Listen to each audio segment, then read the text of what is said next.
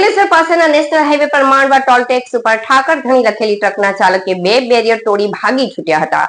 આ ઘટનામાં ટોલ પ્લાઝાની મહિલા કર્મચારીનો આ બાદ બચાવ થયો હતો. અંકલેશ્વર પાસેના નેશનલ હાઈવે નંબર 48 પર માંડવા ટોલ ટેક્સ ઉપર ઠાકર ધણી લખેલી ટ્રકના ચાલકે બેફામ રીતે ટ્રક હંકારીને બેરિયર તોડી મહિલા કર્મચારીનો જીવ જોખમમાં મૂક્યો હતો.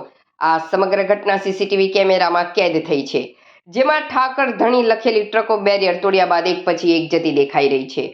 આ ઘટનામાં એક મહિલા કર્મીનો આ બાદ બચાવ થયો હતો.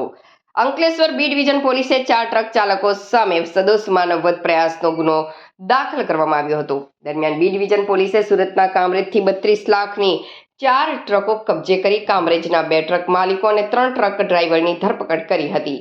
અને તપાસમાં બી ડિવિઝન પોલીસે વધુ કામરેજના 2 ટ્રક માલિક રાજેશભાઈ મકુભાઈ મીર અને મેહુલભાઈ હરિભાઈ ભરવાડ તેમજ ટ્રક ડ્રાઈવર રાજુભાઈ નાગજીભાઈ ભુવા અને મહેશભાઈ જગદીશભાઈ અગલતોરની ધરપકડ કરી રૂપિયા 24 લાખની 3 ટ્રકો કબજે કરી વધુ તપાસ હાથ ધરી છે.